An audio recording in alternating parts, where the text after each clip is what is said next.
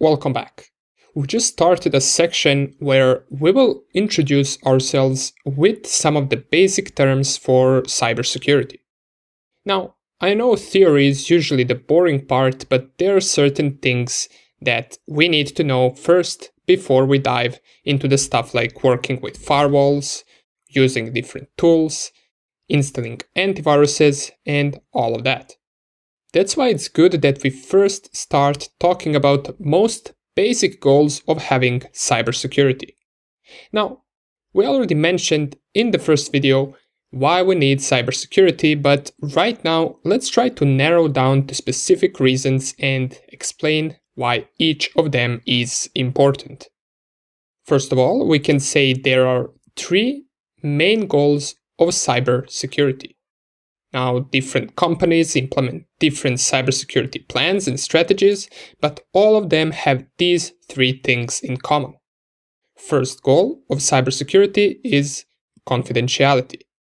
Now, confidentiality simply means keeping the sensitive data private and accessible to only authorized users. This is important for both privacy and security reasons. We always want to be the only ones who can access our own data. For example, important company data has to only be available to certain employees and to people who need access to it for their work.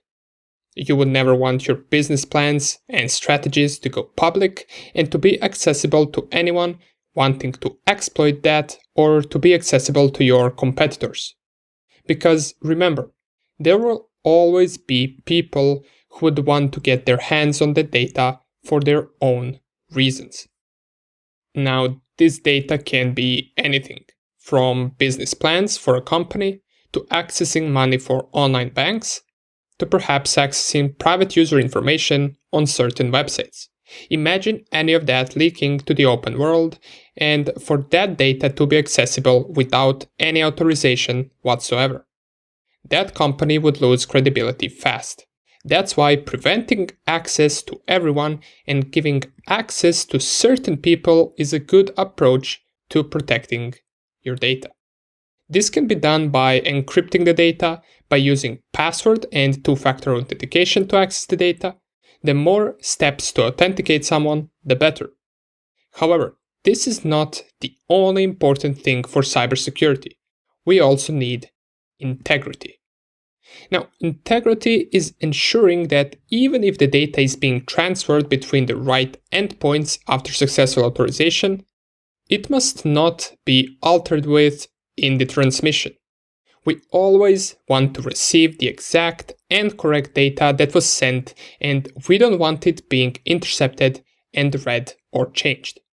This is where encryption also comes in play by making the data unreadable, even if it gets intercepted.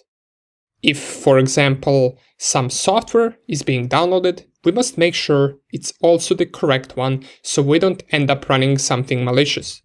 And besides all of this, we also must make sure that anything of importance to us has a well-secured backup. So even if somehow data gets deleted or changed or encrypted by a ransomware, for example, we will still have it in our backup. And the third goal of cybersecurity is availability. This means that even after all of our security strategy implementation, we must make sure that the data is easily accessible to people who must access it, for whatever reason. Sometimes, if you implement too much security measures, things start running slow, which is normal as it has to go through a bunch of security checks. We must make sure that the strategy is implemented securely and correctly, but also that it doesn't decrease the speed too much. Now, for regular people like me and you, whether speed is 10% less or not doesn't really matter much to us, but for big financial companies, speed decreasing can lead to huge financial losses depending on what they do. Nonetheless, these would be three main goals to always have in mind when developing a security strategy, and always ask yourself whether these three measures were met. Okay, in the next video, we're going to talk about blue teams and red teams, which is another cybersecurity term.